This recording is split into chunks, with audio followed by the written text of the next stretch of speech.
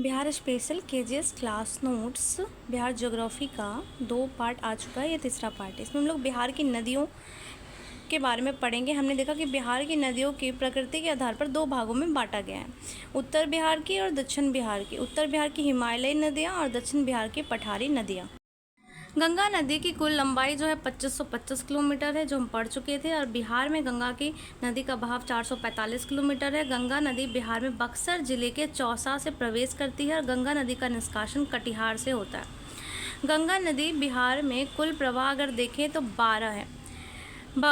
बिहार में गंगा नदी का सर्वाधिक विस्तार पटना में 99 किलोमीटर है और इसका कुल प्रवाह जो है सारण, वैशाली, समस्तीपुर, बेगूसराय, खगड़िया, कटिहार, इधर अगर देखें तो बक्सर, भोजपुर, पटना, लखीसराय, मुंगेर और भागलपुर। बिहार में नदियों को प्रकृति के आधार पर 2 भागों में बांटा गया, उत्तर बिहार, दक्षिण बिहार, जो भी हमने जाना। लेक्चर नंबर 29 है। इसमें उत्तर बिहार की नदियाँ और हिमालयी नदियाँ। पहला, उत्तर बिहार की या हिमालयी नदियाँ को सबसे पहले हम लोग देखेंगे। एक बार आप मैप को अच्छे से देख लीजिए। सबसे पहले आता है घाघरा या सरयू। इस नदी का उद्गम नेपाल के मामचोंगचुंग से है। मतलब घाघरा या सरयू नदी कहाँ से निकलता है तो नेपाल के मामचोंगचुंग से निकलता है। नेपाल से होते हुए यह नदी उत्तर प्रदेश पहुंचती है, जहां इसे सरयू कहा जाता है। मतलब कि घाघरा जो है ये निकल करके माप चोंगचू से निकलती है, यूपी पहुंचती है और यूपी में इसको क्या कहा जाता है, सरयू कहा जाता है। और उसके बाद सारण जिला के छपड़ा में यह नदी गंगा में मिल जाती है। सारण जिला के छपड़ा में ये क्या होती है, आकर के गंगा नदी में मिल जाती है छपड़ा में। घाघरा नदी बिहार तथा उत्तर प्रदेश की सीमा भी बनाती है और घाघरा नदी बिहार उत्तर प्रदेश की सीमा भी बनाती है। उत्तर प्रदेश का प्रमुख शहर अयोध्या सरयू नदी के तट पर है और इसी नदी के तट पर अयोध्या शहर बसा हुआ है। इस नदी की कुल लंबाई जो है घाघरा की वो 1080 किलोमीटर है।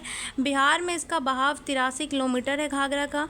घाघरा नदी में तेज धारा होने के कारण इसे घग्गर भी कहा जाता है। तेज धारा होने के कारण घाघरा नदी के अन्य नाम कौन से हैं तो रामप्रिया, देविका और देविका। रामप्रिया, देविका और देविका।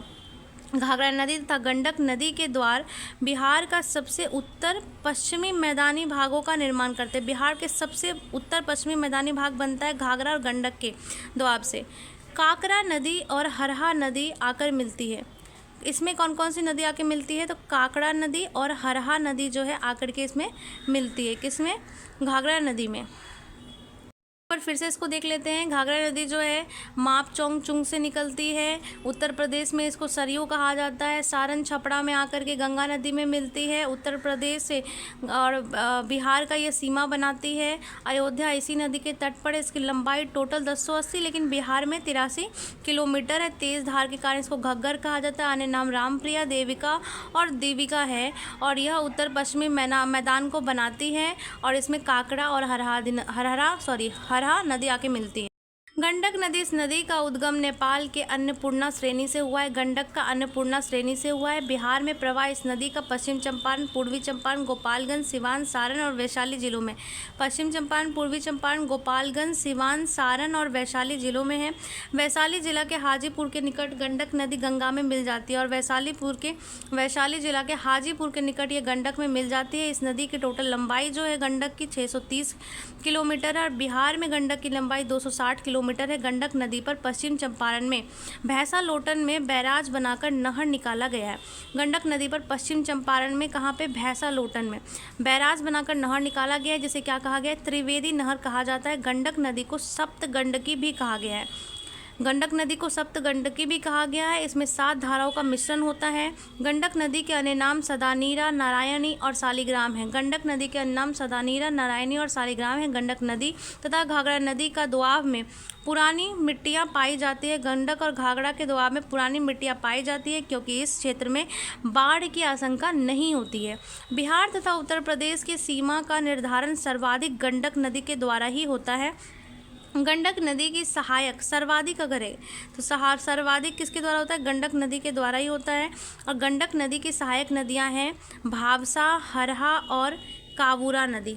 भावसा, हरहा और कावूरा नदी गंडक नदी की सहायक नदियां हैं। गंडक नदी में हमने क्या देखा कि ये कहाँ से निकलती है, अन्नपूर्णा से निकलती है, पश्चिम चंपारण, पूर्वी गोपालगंज, सिवान, सारण, वैशाली जिले से बहती हुई हाजीपुर में आके गंगा से मिल जाती है। इसकी टोटल लंबाई 630, बिहार में 260, पश्चिम चंपारण भैंसा लोटन पे इस पर त्रिवेदी नहर बनाया गया है। इसको सप्तगंडी गंडकी कहा जाता है क्योंकि 7 धाराएं बहती है। इसके अन्य नाम सदानीरा, नारायणी और शालिग्राम है।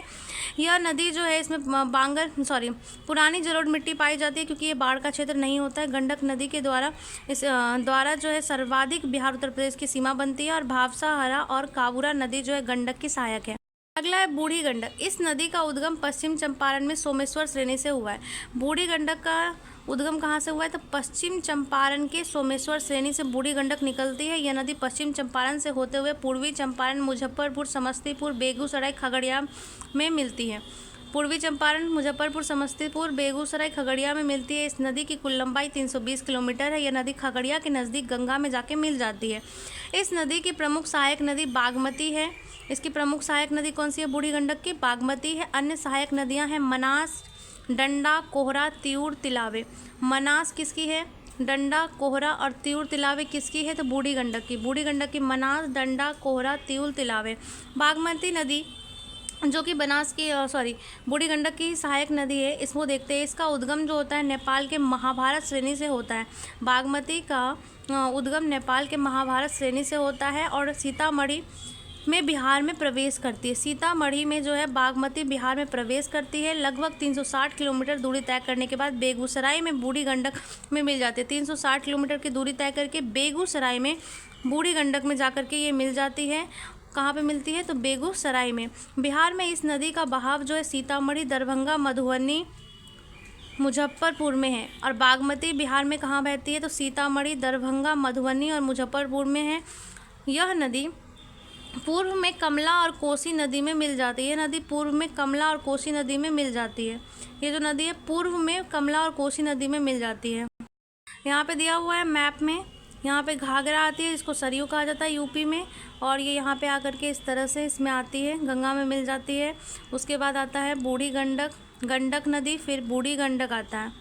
उसके बाद कौन आता है बागमती, कमला, कोसी और महानंदा। बागमती और कमला दोनों ही महाभारत श्रेणी से निकलती है। कोसी और महानंदा आती है इसमें। ये उत्तर बिहार की नदियाँ होंगी। घाघरा, गंडक, बूढ़ी गंडक, बागमती, कमला, कोसी और महानंदा। इसको याद कर सकते हैं। घोग, बाबा, कक्का, महान। घोग घाघरा, घो से गंडक, बाबा, ब से बूढ़ी गंडक और बागमती, काका, क से कमला और कोसी और महान से महानंदा। आगे है कमला नदी। इस नदी का उद्गम नेपाल में महाभारत श्रेणी से होता है। कमला भी निकलती है कहाँ से? महाभारत श्रेणी से। बिहार में इसका प्रवेश जो है मधुबनी जिले से होता है। कमला नदी का प्रवेश बिहार में मधुबनी जिले से होता है। कमला नदी की लंबाई 120 किलोमीटर है और इस नदी पूर्वी धारा कोसी में मिलती है और इसकी पूर्वी धारा जाके कोसी में मिलती है। और इस प्रकार कोसी की प्रमुख सहायक नदी में शामिल है कमला नदी। इस नदी में बलान नदी के मिलने के बाद इसका नाम कमला बलान पड़ गया और इसमें जब बलान नदी मिल जाती है तो इसका नाम पड़ जाता है कमला बलान। इसकी प्रमुख सहायक नदी है सोनी, ठोरी, भूतही बलान और त्रिशला। सोनी, ठोरी, भूतही बलान और त्रिशला जो है कमला की प्रमुख सहायक नदी है। मधुबनी के जयनगर में बिहार सरकार के द्वारा कमला बराज का निर्माण किया गया तथा यहाँ पर नहर निकाली गई है मधुबनी के जयनगर में। कोसी नदी उद्गम नेपाल के कहाँ पे? गोसाई धाम, काठमांडू में। कोसी का उद्गम नेपाल के गोसाई धाम, काठमांडू में हुआ है। ये 7 नदियों का मिश्रण है, इसलिए इसे सप्त कोसी के नाम से भी जाना जाता है। बिहार में इसका प्रवेश सुपौल में होता है। कोसी का बिहार में प्रवेश सुपौल में होता है। बिहार में इस नदी का प्रवाह सुपौल, मधेपुरा, मधुबनी, सहरसा, पूर्णिया और कटिहार में होता है। इस नदी की कुल लंबाई जो है वो 760 किलोमीटर है और बिहार में इसकी लंबाई जो है वो कितनी है? 260 किलोमीटर है। यह नदी कटिहार के कुर्सेला में गंगा नदी में मिल जाती है। कोसी की प्रमुख सहायक नदी कमला है। कोसी की प्रमुख सहायक नदी कमला है, ये कुर्सेला में, कटिहार कुर्सेला में गंगा में मिलती है। इसके अलावा बागमती, भूतही, बलान आदि भी इसकी सहायक नदी है। कोसी नदी का मार्ग अधिकतर मोड़दार है, इस कारण से इसे उत्तर बिहार में बाढ़ का प्रमुख कारण मानते हैं और इसे बिहार का शोक भी कहा जाता है। महानंदा नदी उद्गम जो है नेपाल के महाभारत श्रेणी से इसका भी उद्गम होता है। महानंदा का बिहार में इस नदी का प्रवेश किशनगंज में होता है। महानंदा कहाँ से प्रवेश करती है? बिहार में किशनगंज से। इस नदी का बहाव किशनगंज, पूर्णिया, कटिहार में है। इस नदी की धारा दार्जिलिंग से आकर मिलती है। इस नदी की धारा पश्चिम बंगाल के दार्जिलिंग से आकर के मिलती है एक धारा। यह बिहार में सबसे पूर्वी नदी है। बिहार की सबसे पूर्वी नदी महानंदा है, जो पूर्व में पश्चिम बंगाल के साथ सीमा का निर्धारण करती है। यह कटिहार के मनिहारी से आकर गंगा नदी में मिल जाती है। कटिहार के मनिहारी से आकर के गंगा नदी में मिल जाती है। अब दक्षिण बिहार की नदियाँ, यह पठारी नदी है। Lecture number 30। कर्मनाशा नदी पहला है उद्गम कैमूर की पहाड़ियों से तथा कैमूर पहाड़ी विंध्य पर्वत की श्रेणी का ही हिस्सा है। कैमूर की पहाड़ियों से निकलता है और कैमूर विंध्य पर्वत श्रेणी का ही हिस्सा है। और कर्मनाशा का प्रवाह बिहार में कैमूर और बक्सर में होता है। कर्मनाशा कहाँ बहती है? कैमूर और बक्सर में बहती है कर्मनाशा, तथा बक्सर के चौसा में यह क्या करती है? गंगा नदी में मिल जाती है कर्मनाशा। सीमा निर्धारण बिहार तथा उत्तर प्रदेश का सीमा निर्धारण करती है कर्मनाशा, और हिंदू धर्म के अनुसार इसे बिहार का अपवित्र नदी भी कहा जाता है कर्मनाशा को। इस नदी की कुल लंबाई 192 किलोमीटर है। सिंचाई के लिए इस नदी का काफ़ी उपयोगी होती है। कैमूर और बक्सर में सिंचाई के लिए फेमस है कर्मनाशा। सोन नदी, इस नदी का उद्गम जो होता है वो छत्तीसगढ़ के अमरकंटक से। सोन नदी का उद्गम छत्तीसगढ़ के अमरकंटक से होता है। सोन नदी का उद्गम, यह नदी झारखंड से होते हुए बिहार के रोहतास में प्रवेश करती है। सोन नदी छत्तीसगढ़ के अमरकंटक से निकलती है, झारखंड से होते हुए बिहार में कहाँ से प्रवेश करती है? रोहतास से प्रवेश करती है। बिहार में इसका प्रवाह रोहतास, औरंगाबाद, अरवल, पटना में। सोन नदी का रोहतास, औरंगाबाद, अरवल और पटना में है। नदी की कुल लंबाई जो है वो 701 किलोमीटर है। 701 किलोमीटर है इसकी कुल लंबाई, और बिहार में केवल 1/3 यानी 1/3 ही प्रवाहित होती है बिहार में ये।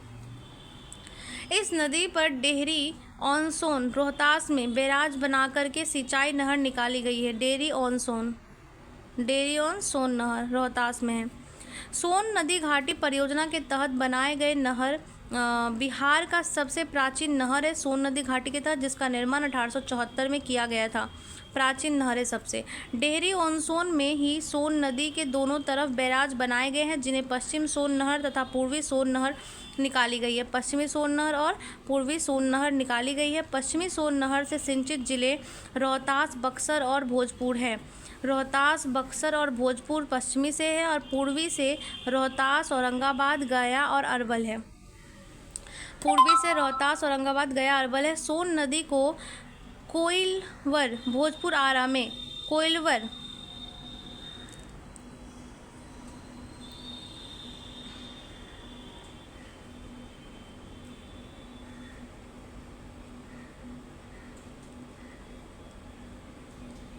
निर्मित किया गया है। कोइलवर क्या होता है? कोइलवर निर्मित किया गया सोन नदी पर कोइलवर बना हुआ है भोजपुर आरा में। कोइलवर पुल के समानांतर 500 किलोमीटर की दूरी पर डॉक्टर वशिष्ठ नारायण पुल का निर्माण कराया गया है।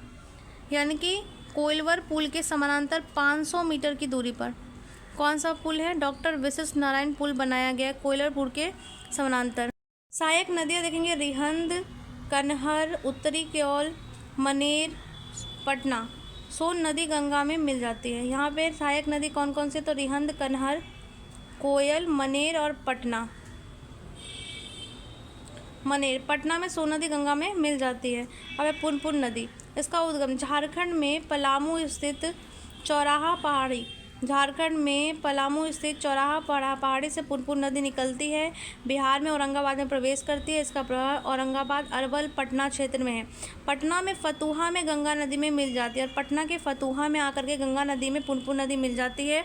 फल्गु नदी का उद्गम हजारीबाग के छोटा नागपुर पठार से होता है। गया में यह प्रवेश करती है, और बोध गया में नीलांजन तथा मोहना की धारा से मिलने पर फल्गु का निर्माण होता है। नीलांजन और मोहना की धारा से मिलने पर ऐतिहासिक दृष्टिकोण से यह दक्षिण बिहार का महत्वपूर्ण नदी है, जिसे प्राचीन काल में निरंजरा के नाम से जाना जाता था और गौतम बुद्ध को ज्ञान प्राप्ति इसी तट पर हुई थी और इस नदी पर गया जिले का रबर डैम का निर्माण किया गया है, जिसकी कुल लंबाई 411 मीटर है। रबर डैम पूरे उत्तर पूर्व भारत का सबसे बड़ा डैम है।